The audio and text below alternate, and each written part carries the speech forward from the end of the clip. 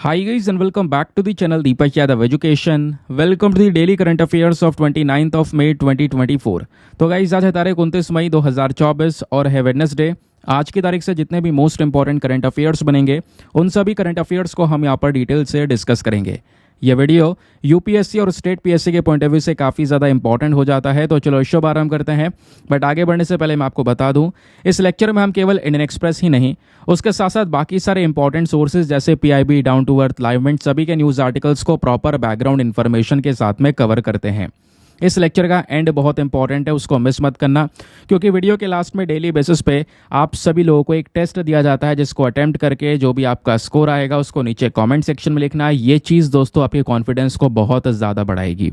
Now daily basis पे morning में 5 बजे ये वीडियो अपलोड हो जाता है। तो कौन कौन आज समय पर प्रेजेंट हो चुका है नीचे प्रेजेंट सर करके मेंशन कर सकता है।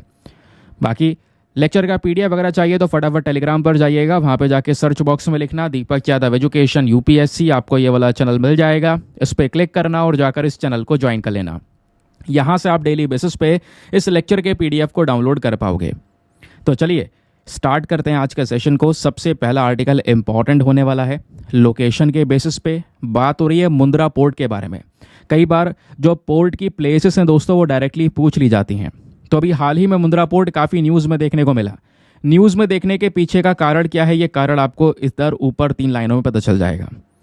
दोस्तों यहाँ पे मुंद्रा पोर्ट हाल ही में चर्चाओं में इसलिए आया है क्योंकि इस बंदरगाह पर अभी तक का सबसे बड़ा जहाज़, लार्जेस्ट एवर कंटेनर, उस जहाज़ का नाम है MSC अन्ना। वो जहाज़ दोस्तों इस पोर्ट पर आया, इस बंदरगाह पे पहुंचा। इसी के बारे में हमने थंबनेल भी मेंशन किया हुआ है कि भारत पहुंचा अब तक का सबसे बड़ा कंटेनर जहाज़। और इसमें अडानी पोर्ट ने एक बड़ा रिकॉर्ड बनाया है, क्योंकि जो ये मुंद्रा पोर्ट है ये खुद अडानी पोर्ट का ही हिस्सा है। अडानी पोर्ट का एम्पायर बहुत बड़ा है इंडिया में, आपको यहाँ पर नजर आएगा। गुजरात में ये जो पोर्शन है यहीं पर है मुंद्रा पोर्ट। इस लोकेशन को इस तरीके से देखोगे तो ये है मुंद्रा पोर्ट। ठीक है, पोर्ट क्या होता है पता है ना भाई? समुद्र के किनारे इस तरीके के बंदरगाह आप लोगों ने देखे होंगे जहाँ पे जहाज़ों के थ्रू सामान को लोड अनलोड किया जाता है। यहीं से एक्सपोर्ट इंपोर्ट भी आपको देखने को मिलेगा। अब बात आती है पोर्ट के बारे में कुछ बेसिक डिटेल्स जानने की, जो कि प्रीलिम्स के लिए इंपॉर्टेंट हो सकता है। तो दोस्तों अभी तक का ये एक लार्जेस्ट प्राइवेट पोर्ट है और लार्जेस्ट कंटेनर पोर्ट भी है इंडिया में, जहाँ पे बहुत सारे कंटेनर को हम रख सकते हैं। लोकेशन ऑलरेडी हम डिस्कस कर चुके हैं। लोकेशन है दोस्तों यहाँ पे गुजरात में जो गल्फ ऑफ कच्छ है उसके नॉर्थ शोर्स पर आपको ये नजर आएगा। लोकेशन वही है, सिंपल सी बात है, गुजरात ध्यान रखिएगा। ये गल्फ ऑफ जो कच्छ है उसके जस्ट ऊपर आपको यहाँ पे ये मुंद्रा पोर्ट नजर आएगा। उसके अलावा ओनरशिप आपको पता चली चुकी है भाई, ये पोर्ट किसका है, तो अडानी पोर्ट एंड साथ ही साथ स्पेशल इकोनॉमिक जोन लिमिटेड ये दोनों मिलकर इस पोर्ट को ऑपरेट करते हैं। अडानी पोर्ट की जब बात करते हैं तो इंडिया का एक लार्जेस्ट कमर्शियल पोर्ट ऑपरेटर आपको वो देखने को मिलेगा। हमारे देश का जो भी कार्गो मूवमेंट हो रहा है, जो भी सामान इधर से उधर यहाँ पर मूव किया जा रहा है, उसका 1/4 कार्गो मूवमेंट दोस्तों अडानी पोर्ट्स मैनेज कर रहा है। और इस मुंद्रा पोर्ट की हैंडलिंग कैपेसिटी के बारे में बात करेंगे तो 260 मिलियन मैट्रिक टन्स के आसपास इसकी कैपेसिटी है। इतने सामान को यह हैंडल कर सकता है। ये जो पोर्ट है वो अभी 2022-23 में 155 मिलियन मैट्रिक टन्स से ज़्यादा सामान को ऑलरेडी हैंडल कर चुका है। तो भारी मात्रा में कंटेनर्स ये हैंडल कर सकता है। बड़े लेवल पर व्यापार कर सकते हो इस पोर्ट का इस्तेमाल करके।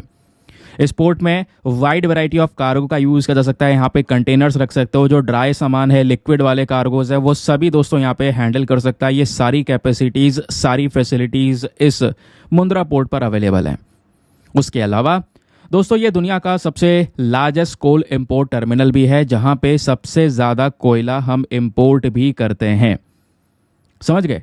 मुंद्रा पोर्ट इसलिए भी ज़रूरी है क्योंकि मुंद्रा पोर्ट से एक रेलवे लाइन निकलती है और वो रेलवे लाइन सीधा जाके हमारी जो देश का नेशनल रेलवे नेटवर्क है उसके साथ में जुड़ जाती है।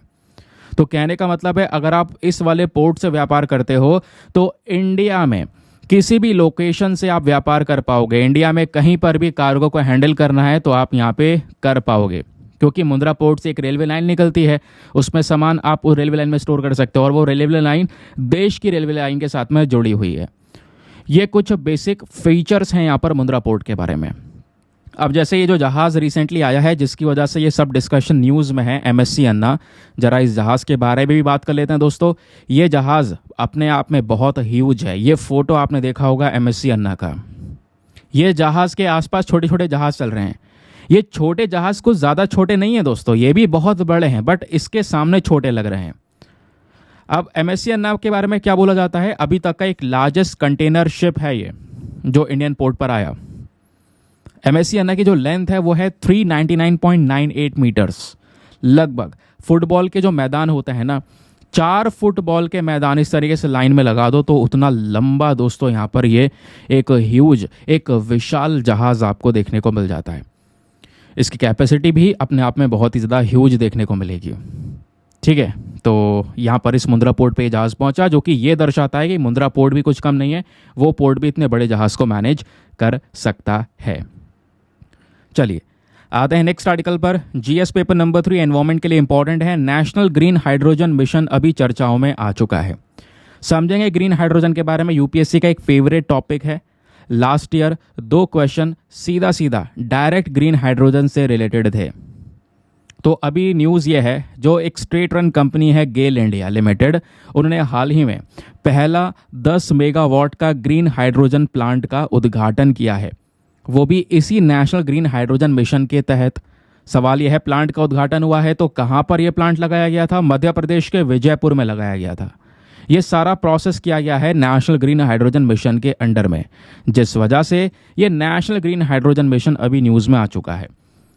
तो दोस्तों ये जो ओवरऑल मिशन है, इसको सरकार ने 4 जनवरी को अप्रूवल दिया। इस मिशन का मेन पर्पज़ है कि भारत को एक ग्लोबल हब बनाना।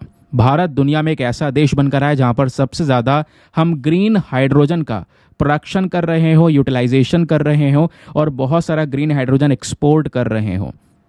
ये हमारा मेन मकसद है इस मिशन का। अब ग्रीन हाइड्रोजन होता क्या है वो आपको थोड़ी देर में आपको बता दूंगा, डोंट वरी। इस मिशन में ये भी मेन पर्पज़ है कि ज़्यादा से ज़्यादा इलेक्ट्रोलाइजर्स को बनाना, क्योंकि वही इलेक्ट्रोलाइजर क्या करेंगे, ग्रीन हाइड्रोजन को बनाने में, उसकी मैन्युफैक्चरिंग करने में हमारी मदद करेंगे। ठीक है, फिर यहाँ पे आप देखोगे दोस्तों, तो इस मिशन का ये भी मेन पर्पज़ है पब्लिक प्राइवेट पार्टनरशिप को बढ़ावा देना, रिसर्च एंड डेवलपमेंट को बढ़ाना, ताकि हम इस ग्रीन हाइड्रोजन के मामले में ज़्यादा से ज़्यादा काम कर सकें। और इस मिशन में कुछ प्रोजेक्ट सेट करे गए हैं कि 2030 तक हम ये काम करेंगे। एक ग्रीन हाइड्रोजन प्रोडक्शन कैपेसिटी अपनी बहुत बड़े लेवल पर लेकर जाएंगे। हर साल ढेर सारा ग्रीन हाइड्रोजन बना रहे होंगे। 8 लाख करोड़ से ज़्यादा का इन्वेस्टमेंट यहाँ पर हम लोग करने वाले हैं।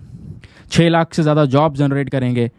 उसके अलावा जो आज के समय पर फॉसिल फ्यूल मंगा रहे हैं बाहर से, कुछ और चीज़ें मंगा रहे हैं, कच्चा तेल मंगा रहे हैं, ये मंगाना कम किया जाएगा, क्योंकि ग्रीन हाइड्रोजन पर हम ज़्यादा काम करेंगे।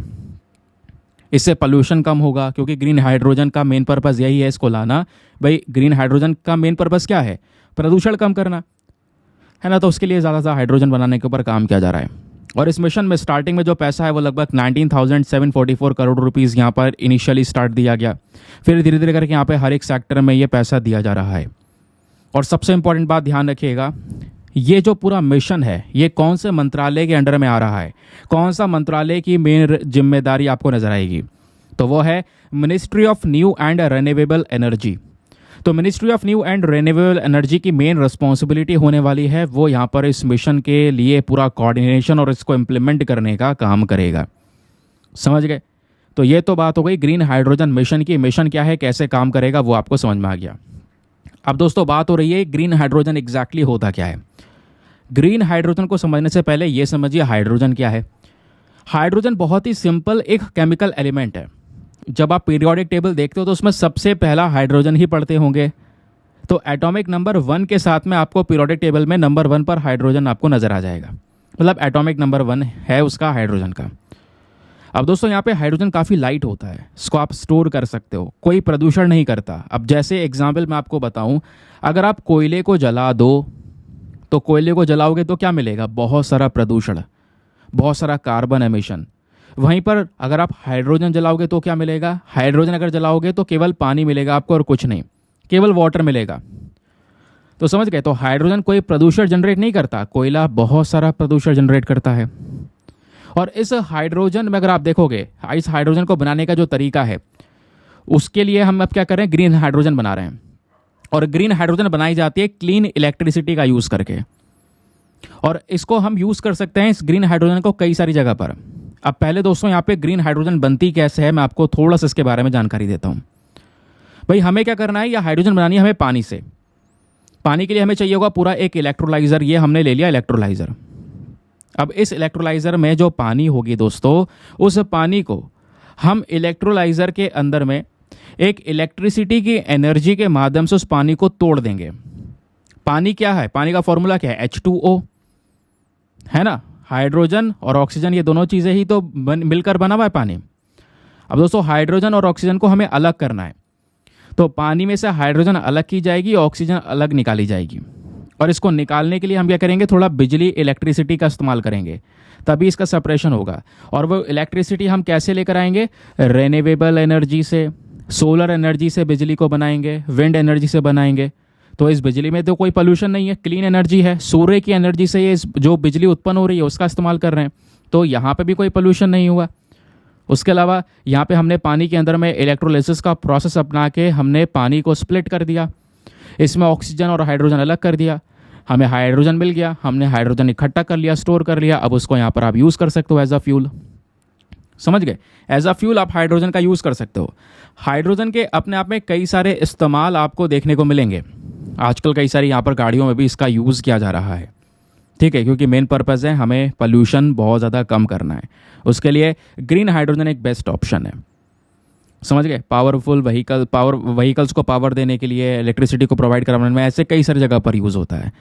और ये जो हाइड्रोजन है ये अलग अलग कलर से डिफाइन किए जाते हैं। ये तो ग्रीन हाइड्रोजन के बारे में हमने डिस्कस कर लिया। ऐसी एक ब्लू हाइड्रोजन होता है, ग्रे हाइड्रोजन होता है, ब्राउन हाइड्रोजन होता है। तो ग्रे और ब्राउन हाइड्रोजन देखोगे तो यहाँ पे प्रदूषण होता है।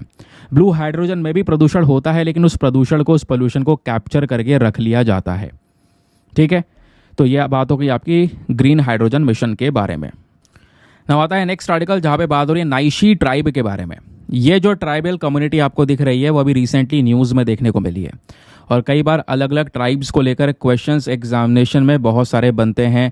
आपने ये देखा होगा, फेवरेट टॉपिक है यूपीएससी का एक। तो हुआ क्या, एक माउंटेनियर एंड क्रिकेटर कोबाक यानू, ठीक है, इनका जो नाम है वो इतिहास में लिख दिया गया है। क्यों? ये हाल ही में 5वीं महिला बन चुकी हैं जो अरुणाचल प्रदेश से आती हैं, और इस नाइशी ट्राइब से पहली महिला हैं ये जिन्होंने माउंट एवरेस्ट की चढ़ाई की है, जिस वजह से यहाँ पर ये न्यूज़ में है। तो नाइशी ट्राइब से बिलोंग करती हैं ये महिला, और अरुणाचल प्रदेश से 5th वुमेन है जिनका नाम यहाँ पर इतिहास में लिख दिया गया है ऐसा कि इन्होंने माउंट एवरेस्ट को चढ़ा है।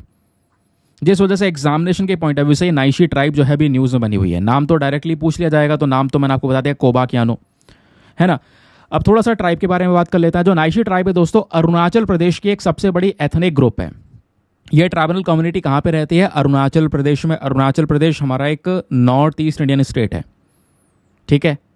अब नाइशी अगर आप देख पाते हो, इन ट्राइब्स के बारे में बात करते हो, तो ये ट्राइब का जो पूरा कॉम्बिनेशन वो हमें दर्शाता है एक सिविलाइज ह्यूमन बीइंग के बारे में बताता है। ये जो नाइशी लैंग्वेज है दोस्तों, ये बिलोंग करती है साइनो तिब्बतन फैमिली से, ठीक है। अब इनका ओरिजिन कैसे हुआ उसको लेकर एक डिस्प्यूट बना रहता है। अब थोड़ा जोग्राफिकल डिस्ट्रीब्यूशन देख लेते हैं। ये ट्राइबल कम्युनिटीज़ कहाँ पे पाई जाती हैं। तो वैसे अरुणाचल प्रदेश के 8 डिस्ट्रिक्ट के अंदर में ये लोग रहते हैं, है ना। ईस्ट कामांग में पक्के, केसांग हो गया, पपुम पारे, लोअर सुबानसिरी, कामले, कराद आदि। तो इस तरीके से कई सारी यहाँ पर जो डिस्ट्रिक्ट्स हैं अरुणाचल प्रदेश के अंदर में, वहाँ पर ये नाइशी ट्राइब्स रहती हैं। साथ ही साथ में ये सोनितपुर, नॉर्थ लखीमपुर डिस्ट्रिक्ट जो है असम का, वहाँ पर भी रहते हैं। इनकी जो पॉपुलेशन दोस्तों वो 3 लाख के आसपास है, ऐसा यहाँ पे बोला जा रहा है, ठीक है। और 3 लाख के आसपास है, तो बाकी सारी अगर हम ट्राइब्स की कम्युनिटीज़ देखेंगे अपने देश में, तो उसके कंपैरिजन में अच्छी खासी पॉपुलेशन इनके इस वाली कम्युनिटी में नज़र आती है। तो एक मोस्ट पॉपुलस ट्राइबल कम्युनिटी है ये। और ये जो नाइशी ट्राइब्स हैं ये ज़्यादातर क्या करते हैं, अपने आप को सपोर्ट कर रहे हैं, एग्रीकल्चर में शिफ्टिंग कल्टीवेशन को अपना रहे हैं, शिकार कर रहे हैं, फिशिंग वगैरह करते हैं, उससे यहाँ पर जीवन चलता है। उसके अलावा एग्रीकल्चर के साथ साथ दूसरी और एक्टिविटीज़ हो गई।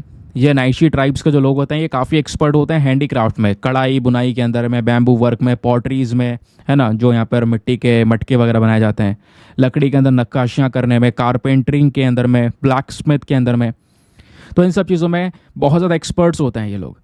तो एग्रीकल्चर के अलावा ये भी एक मेन सोर्स है इनके लाइवलीहुड का। रिलीजन की बात करेंगे तो 2011 की जो जनगणना है उसके अकॉर्डिंग जो नाइशी ट्राइब्स हैं दोस्तों, इसमें क्योंकि 3 लाख लोग हैं, अब इसमें से 31% क्रिश्चियन हैं, 29% हिंदुइज़्म को फॉलो कर रहे हैं, और ज़्यादातर जो है वो इंडिजीनियस, उनका जो डोनी पोलो है उसको यहाँ पे फॉलो कर रहे हैं, है ना, खुद का यहाँ पे कॉन्सेप्ट लेकर चलते हैं। फेस्टिवल की बात करेंगे तो जो नाइशी ट्राइब है दोस्तों, वो 3 बड़े बड़े फेस्टिवल्स को सेलिब्रेट करते हैं स्पेशली। जैसे एक है बूरी बूट, दूसरा है नयोकम, ये फरवरी में सेलिब्रेट किया जाता है, फिर है लॉन्गटे, ये अप्रैल में सेलिब्रेट किया जाता है। तो इनके 3 इंपॉर्टेंट फेस्टिवल्स हैं, समझ गए। अब ये जो फेस्टिवल्स इनको सेलिब्रेट करते हैं, है ना, जो गॉड होता है उसको प्रे करते हैं स्पेशली हार्वेस्टिंग के लिए, एक अच्छी कटाई के लिए, अच्छी फसल के लिए, हेल्थ के लिए, वेल्थ के लिए, प्रॉस्पेरिटी के लिए। प्लस नाइशी ट्राइब में जो पॉलीगिनी है दोस्तों, वो यहाँ पर एक इंपॉर्टेंट कॉन्सेप्ट देखने को मिलेगा।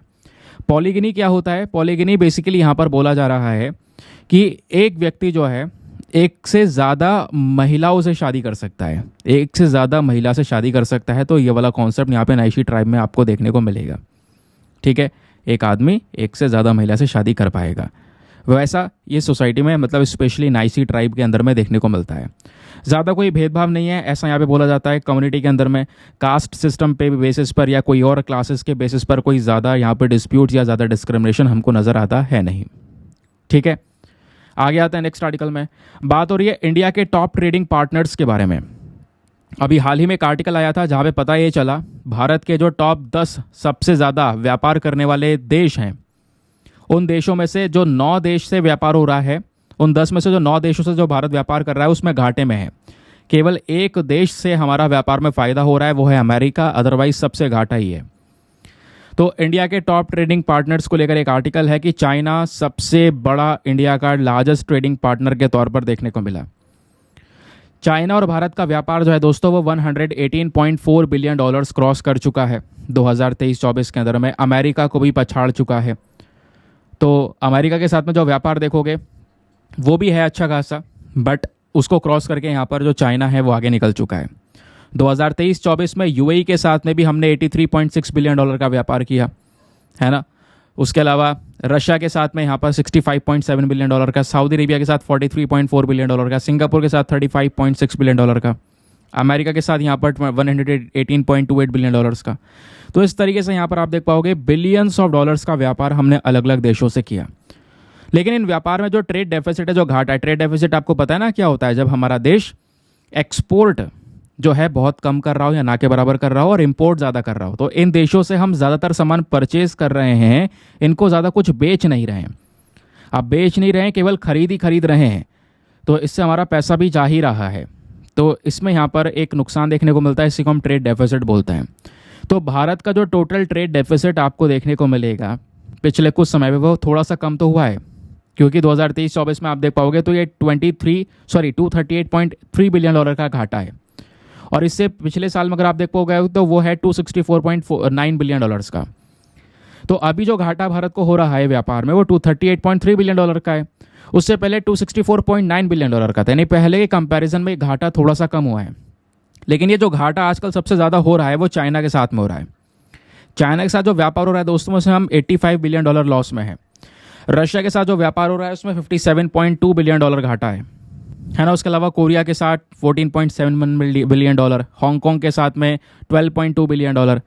इस तरीके से यहाँ पर आप लोग दोस्तों देख पाओगे ज़्यादातर कंट्रीज़ के साथ में हम लोग अभी ट्रेड डेफिसिट में चल रहे हैं। लेकिन यहाँ पे कुछ देश ऐसे हैं जिनके साथ में ट्रेड सरप्लस में है, जहाँ पे हमें बहुत सारा फ़ायदा भी हुआ है। हमने उन देशों में ज़्यादातर सामान एक्सपोर्ट किया है, उनसे इम्पोर्ट बहुत कम किया है, यानी ज़्यादा सामान उनको बेचा है, ख़रीदा बहुत कम है। तो उस केस में दोस्तों यहाँ पर इंडिया है। इंडिया का जो ट्रेड सरप्लस है 2023-24 के अंदर में, वो 36.74 बिलियन यूएस डॉलर्स का है, ठीक है। यानी अमेरिका के साथ में हमने बहुत सारा फ़ायदा कमाया व्यापार के मामले में। फिर यूएस के साथ साथ नेदरलैंड के साथ में भी हमारा ट्रेड सरप्लस है, और नेदरलैंड के साथ साथ यूके, इटली, फ्रांस, बेल्जियम, इन सब कंट्रीज़ के साथ में हमारा ट्रेड सरप्लस है। यहाँ पे ज़्यादातर इस व्यापार में हम फ़ायदे में हैं। इन देशों को हम इंपोर्ट इन देशों से बहुत कम कर रहे हैं और एक्सपोर्ट बहुत ज़्यादा कर रहे हैं। तो ये हो गया यहाँ पर इंडिया के ट्रेड पार्टनर के बारे में कुछ basic details. Now next article में बात हो रही है स्टेलेरिया मैक्लिनटोके। अब ये एक अजीब सा नाम है, ये है क्या ज़रा मैं आपको बताता हूँ। हाल ही में एक प्लांट की स्पीशी है, ये एक पौधे की प्रजाति है जो कि यहाँ पर खोजी गई है। कहाँ पर? केरला के पलक्कड़ डिस्ट्रिक्ट में, जिसको ये नाम दे दिया गया अजीब सा, स्टेलेरिया मैक्लिनटोके। अब ये क्या है ज़रा जान लेते हैं। एक नई प्रजाति है जो कि स्टेलेरिया फैमिली से बिलोंग करती है। इसके फीचर्स के बारे में बात करेंगे तो दोस्तों एक एनुअल हर्ब, एक जड़ी बूटी का काम करती है जो 15 सेंटीमीटर तक हाइट में ग्रो कर सकती है ना। ये कहाँ पे पाई जाती है? केरला के पलक्कड़ डिस्ट्रिक्ट में, स्पेशली जो नेलियामपति हिल्स हैं, ये पहाड़ियों में यहाँ पर ये वाली जड़ी बूटी पाई जाती है आज के समय पर। ठीक है, यानी काफ़ी ऊंचाई पे 1250 से लेकर 1400 मीटर की ऊंचाई पर यह जड़ी बूटी पाई जाती है। ये बाकी सारी स्पीशीज़ से काफ़ी ज़्यादा अलग है। ये पहली स्पीशी यहाँ पर इस तरीके की देखने को मिलेगी जो जीनस स्टेलिया से आती है और हमारे साउथ इंडिया में देखने को मिलती है। रिसर्चर्स यहाँ पर ये रिकमेंड करते हैं जो स्टेलिया रहा है इसको IUCN के अंदर में क्रिटिकली एंडेंजर्ड कैटेगरी में रखा गया है, यानी कि बहुत ही ज़्यादा खतरे में यहाँ पर इस प्लांट की स्पीशी को देखने को मिलता है। इसको एक प्रोटेक्शन की ज़रूरत है, अगर प्रोटेक्शन नहीं देते हैं तो ये स्पीशी पूरी तरह से ख़त्म हो जाएगी। तो इस बेसिस पर यहाँ पर ये न्यूज़ में देखने को मिल रही है, क्योंकि अभी ये जो है रिसेंटली खोजी गई या देखी गई, आप ऐसा कह सकते हो, एक नई प्लांट की स्पीशी फाउंड की गई है जिस वजह से ये न्यूज़ में है। क्लियर? चलिए आगे आते हैं और प्रीलिम्स रैपिड फायर के सीरीज़ के ऊपर में देखते हैं आपने कितने जो चीज़ें हैं उसको अच्छे से सुना है। मैं आपको यहाँ पे एक एक करके सारे क्वेश्चंस बताऊँगा पहले, फिर लास्ट में सभी के आंसर बताऊँगा, आप उसको रीमैच करना, देखना कितने क्वेश्चन आपने सही किए और कितने गलत किए हैं। क्वेश्चन नंबर 1, इंडिया का जो ट्रेड है उस स्टैटिस्टिक्स को देखते हुए आपके सामने 3 स्टेटमेंट है, बताना है इनमें से कितने स्टेटमेंट सही हैं। कौन सा स्टेटमेंट सही है ये नहीं बताना, कितने स्टेटमेंट सही हैं ये बताना है। तो पहला स्टेटमेंट बोलता है कि जो चाइना है दोस्तों वो भारत का ये सबसे बड़ा ट्रेडिंग पार्टनर के तौर पर देखने को मिला हमें 2023-24 में। दूसरा स्टेटमेंट बोलता है भारत का जो टोटल ट्रेड डेफिसिट है, टोटल यहाँ पर व्यापार में घाटा है 2023-24 में, वो यहाँ पर कम हुआ है, इसको अगर हम कंपेयर करेंगे पिछले साल से तो। तीसरा स्टेटमेंट बोलता है कि इंडिया का जो ट्रेड डेफिसिट है अमेरिका के साथ में, मतलब वो थोड़ा ज़्यादा है, यानी इंडिया का अमेरिका के साथ में भी ट्रेड डेफिसिट है। तो बताइए तीनों में से कितने स्टेटमेंट सही हैं। ऑप्शन ए केवल 1, बी केवल 2, सी तीनों सही हैं या डी तीनों के तीनों गलत हैं। नाउ नेक्स्ट आर्टिकल बात करता है मुंद्रा पोर्ट के बारे में। मुंद्रा पोर्ट को देखते हुए आपके सामने 2 स्टेटमेंट्स हैं, बताना है इनमें से कौन सा स्टेटमेंट सही है। पहला, मुंद्रा पोर्ट एक बहुत ही ज़्यादा बड़े साइज़ का प्राइवेट पोर्ट है, एक लार्जेस्ट कंटेनर पोर्ट भी है इंडिया में। दूसरा, ये मुंद्रा पोर्ट गुजरात के गल्फ ऑफ कच्छ के नदन शोर्स में लोकेटेड है। तो बताइए दोनों में से कौन सा स्टेटमेंट सही है। Option A 1 only, B 2 only, C दोनों सही हैं या डी दोनों के दोनों गलत हैं। नाउ नेक्स्ट आर्टिकल बात करता है नेशनल ग्रीन हाइड्रोजन मिशन के बारे में। तो नेशनल ग्रीन हाइड्रोजन मिशन को देखते हुए आपके सामने 2 स्टेटमेंट्स हैं। अगेन बताना है आपने दोनों स्टेटमेंट्स में से कौन सा स्टेटमेंट सही है। पहला, ये जो मिशन है दोस्तों इसका मेन एम क्या है, इसका मेन मकसद है इंडिया को एक global hub banana green hydrogen के मामले में, स्पेशली ग्रीन हाइड्रोजन के प्रोडक्शन, यूटिलाइजेशन और उसको एक्सपोर्ट को बढ़ाने के लिए। ये मेन पर्पज़ है इस मिशन का। दूसरा बोलता है कि जो मिनिस्ट्री ऑफ कॉमर्स है ये इसके पास में मेन रिस्पॉन्सिबिलिटी है कि वो इस मिशन को इम्प्लीमेंट करे, कोऑर्डिनेट करे। तो बताइए दोनों में से कौन सा स्टेटमेंट सही है। Option A 1 only, B 2 only, C दोनों सही है, डी दोनों के दोनों गलत हैं। तो अगेन एक सिंपल सा क्वेश्चन है ये। तो दोस्तों आज आर्टिकल कम थे तो ऑब्वियसली क्वेश्चन भी कम ही हैं, तो 3 ही क्वेश्चन यहाँ पे आपको देखने को मिलेंगे। आई होप आपने तीनों के तीनों बिल्कुल सही जवाब दिए होंगे। चलिए देखते हैं इनके आंसर्स क्या होने चाहिए ताकि आप बताना सही हैं या गलत हैं। तो आखिरी वाले क्वेश्चन से आंसर को देखते हैं। यहाँ पे आपसे पूछा गया है नेशनल ग्रीन हाइड्रोजन के मिशन के बारे में, बताइए 2 स्टेटमेंट है, दोनों में से कौन सा सही है। तो पहला यहाँ पर सही है कि भाई हाँ, ये जो मिशन है इसका मेन पर्पज़ है ग्रीन हाइड्रोजन का प्रोडक्शन, यूटिलाइजेशन, एक्सपोर्ट को बढ़ाना। दूसरा वाला स्टेटमेंट गलत है क्योंकि यहाँ पर मिनिस्ट्री ऑफ कॉमर्स नहीं, ministry of new and renewable energy, वो वाला मंत्रालय दोस्तों उसके पास में मेन रिस्पॉन्सिबिलिटी है। ठीक है, तो दूसरा वाला गलत है लेकिन पहला वाला सही है। That is why option number A 1 only is the correct answer. फिर अगला क्वेश्चन, नेक्स्ट क्वेश्चन आपसे मुंद्रा पोर्ट के बारे में पूछा गया कि बताइए 2 स्टेटमेंट दोनों में से कौन सा सही है। पहला, मुंद्रा पोर्ट एक लार्जेस्ट प्राइवेट पोर्ट है, लार्जेस्ट कंटेनर पोर्ट है इंडिया में, सही बात है। दूसरा, जो मुंद्रा पोर्ट है ये गल्फ ऑफ कच्छ में, स्पेशली गुजरात के अंदर नॉर्थ शोर्स में लोकेटेड है, ये भी सही है। मैंने लोकेशन वगैरह सब कुछ आपको दिखाई दी थी। तो इसके बेसिस पर option number C both 1 and 2 हमारा सही उत्तर हो जाएगा। फिर आपसे नेक्स्ट क्वेश्चन पूछा गया इंडिया के ट्रेड स्टैटिस्टिक्स को देखते हुए 3 स्टेटमेंट से बताइए इनमें से कितने स्टेटमेंट सही हैं। पहला, चाइना भारत का एक सबसे बड़ा ट्रेडिंग पार्टनर बन चुका है 2023-24 में, बिल्कुल सही बात है। दूसरा, इंडिया का जो टोटल ट्रेड डेफिसिट है 2023-24 में वो उसके पिछले साल से कम हुआ है, हाँ ये भी सही बात है। मैंने आपको स्टार्टिंग बताया था ना, यहाँ पर आर्टिकल में समझाया भी था कि जो हमारा अभी जो टोटल ट्रेड डेफिसिट है, टोटल यहाँ पर घाटा देख पाओगे, वो घाटा जो 2023-24 में है वो उसके पिछले साल से थोड़ा सा कम है। उसके पिछले साल तो ज़्यादा ही था, अब की बार यहाँ पर थोड़ा सा कम हुआ है। पिछले साल था $264.9 बिलियन, अब की बार ये घाटा हुआ है 230.3 बिलियन डॉलर्स। फिर अब की बार यहाँ पर आप देख पाओगे तीसरा स्टेटमेंट बोलता है कि जो भारत है, भारत का एक ट्रेड डेफिसिट अमेरिका के साथ में देखने को मिलता है 2023-24 में। ये सरासर गलत है। हमारा जो ट्रेड डेफिसिट नहीं है, अमेरिका के साथ में ट्रेड सरप्लस है, वहाँ पे हमारे व्यापार में फ़ायदा हुआ है। अमेरिका को हमने ज़्यादा सामान एक्सपोर्ट का इम्पोर्ट कम किया है। तो केवल पहला और दूसरा सही है, तीसरा गलत है। That is why option number B only 2, केवल 2 स्टेटमेंट्स इन तीनों में से सही हैं। ठीक है, तो दोस्तों ये था आज का डिस्कशन। आई होप आपको मज़ा आया होगा, बहुत कुछ जानने को मिला होगा। मिलते हैं आपसे अगले वीडियो में। आज के लिए bye bye, have a nice day, thank you and जय हिंद।